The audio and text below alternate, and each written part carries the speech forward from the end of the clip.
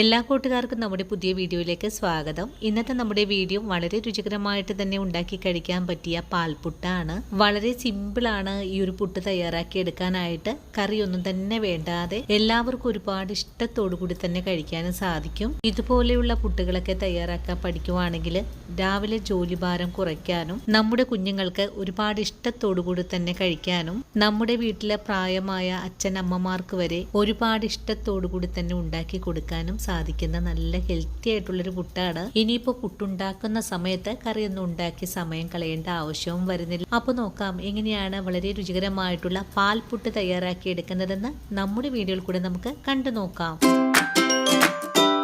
നമുക്ക് പാൽപുട്ട് തയ്യാറാക്കാൻ തുടങ്ങാം. ഇതിനായിട്ട് ഞാനിവിടെ ഒരു ബൗൾ എടുത്ത് വെച്ചിട്ട് ഇതിലേക്ക് 2 കപ്പ് അളവിലാണ് പുട്ടുപൊടി എടുത്തിട്ടുള്ളത്. ഇതൊരു 300 ഗ്രാം അളവുണ്ട്. ഇനി പുട്ടുപൊടിയിലേക്ക് ആവശ്യത്തിനുള്ള ഉപ്പ് ചേർക്കാം. കൂടെ തന്നെ നമ്മുടെ പുട്ടിന് ഒരു പ്രത്യേക ടേസ്റ്റ് കിട്ടുന്നതിനായിട്ട് 1 ടീസ്പൂൺ അളവില് നെയ്യ് കൂടെ ചേർക്കാം. ഇനി ഇതെല്ലാം കൂട്ടിച്ചേർത്ത് ഒന്ന് മിക്സ് ചെയ്തെടുക്കാം. നെയ്യ് ചേർത്തൊന്ന് മിക്സ് ചെയ്ത് കഴിഞ്ഞാൽ പിന്നെ നമുക്ക് പാലാണ് വേണ്ടത്. തേങ്ങാപ്പാലാണ്. തേങ്ങാപ്പാൽ ഒരു 300 മില്ലി അളവിലാണ് ഞാനിവിടെ എടുത്തിട്ടുള്ളത്. ഒരു അരമുറി നാളികേരത്തിൽ നിന്നുമാണ് കേട്ടോ. നിങ്ങൾക്ക് പാക്കറ്റ് പാല് വേണമെങ്കിലും എടുക്കാവുന്നതാണ്. ഇനിയിപ്പോ ഇതെല്ലാം കൂട്ടിച്ചേർത്ത് ഒന്ന് മിക്സ് ചെയ്തെടുക്കാം.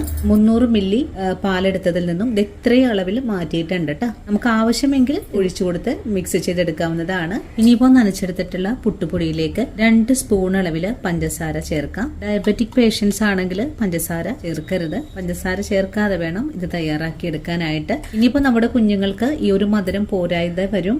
അങ്ങനെ ഉള്ള സമയത്ത് 1 സ്പൂൺ അളവിൽ കൂടെ പഞ്ചസാര ചേർത്ത് വേണം കേട്ടോ ഇത് തയ്യാറാക്കി എടുക്കാനായിട്ട്. ഒരു ആവറേജ് മധുരമാണ് ഈ ഒരു പുട്ടിന് ഉണ്ടാവുക. പഞ്ചസാര കൂടെ ചേർത്ത് വീണ്ടും ഒന്നുകൂടെ കൂട്ടിയിളക്കി യോജിപ്പിച്ച് കൊടുക്കാം. അതിനുശേഷം പുട്ടുപൊടി ഒന്ന് നനഞ്ഞു വരാനായിട്ട് നമുക്കൊരു 10 മിനിറ്റ് നേരം ഒന്ന് റെസ്റ്റ് ചെയ്യാൻ മൂടി വെച്ച് കൊടുക്കാം. അങ്ങനെ നമ്മുടെ പുട്ടുപൊടി നനച്ചു വെച്ചിട്ട് ഒരു 10 മിനിറ്റ് ആയിട്ടുണ്ട്. ഈ ഒരു 10 മിനിറ്റിന് ശേഷം നമുക്കിതിലേക്ക് ഒരു വലിയ ക്യാരറ്റ് ഒന്ന് ഗ്രേറ്റ് ചെയ്തെടുത്തിട്ടുള്ളതാണ്.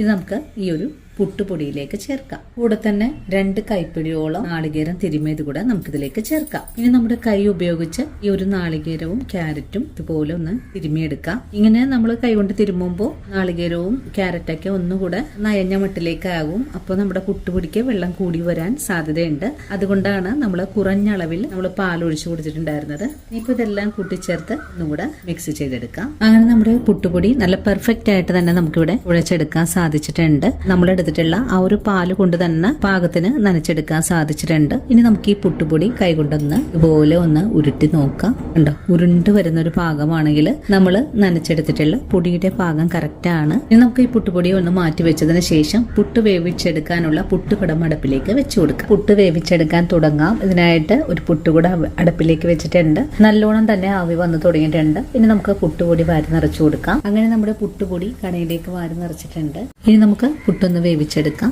നല്ലോണം ആവി വന്ന് തുടങ്ങുമ്പോൾ നമുക്കിതൊന്ന് മൂടിയും കൂടെ വെച്ച് കൊടുക്കണം. അങ്ങനെ നമ്മുടെ പുട്ട് നന്നായിട്ട് ആവിയൊക്കെ വന്നിട്ടുണ്ട്. ഇനി നമുക്ക് ഒരു പ്ലേറ്റിലേക്ക് കുത്തി കൊടുക്കാം. അങ്ങനെ നമ്മുടെ ആദ്യ പുട്ട് ഇവിടെ വേവിച്ചെടുത്തിട്ടുണ്ട്.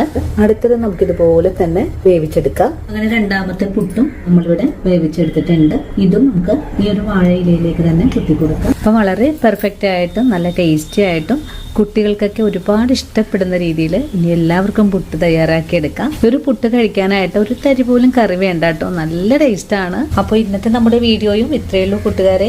ഈ ഒരു വീഡിയോയും കണ്ടിട്ട് എന്റെ എല്ലാ പ്രിയപ്പെട്ട കൂട്ടുകാരും വീടുകളിൽ തയ്യാറാക്കി നോക്കണം. തയ്യാറാക്കി നോക്കുമ്പോൾ ഈ ഒരു പുട്ടിന്റെ സ്വാദ് നിങ്ങൾക്ക് ഇഷ്ടപ്പെടുവാണെങ്കിൽ തീർച്ചയായിട്ടും നമ്മുടെ പേജ് ഒന്ന് ഫോളോ ചെയ്യുന്ന കാര്യം മറക്കല്ലേ. അതുപോലെ വീഡിയോ കുറിച്ചുള്ള അഭിപ്രായങ്ങൾ കമന്റ്സ് ആയിട്ട് അറിയിക്കാനും മറക്കരുത്. ഇനിയിപ്പോൾ ആദ്യമായിട്ട് നമ്മുടെ വീഡിയോസ് കാണുന്ന കൂട്ടുകാർ ആരെങ്കിലും ഉണ്ടെങ്കിൽ നമ്മുടെ പേജ് ഒന്ന് ഫോളോ ചെയ്ത് നമ്മുടെ ഫാമിലിയിൽ മെമ്പറാകാനും മറക്കല്ലേ.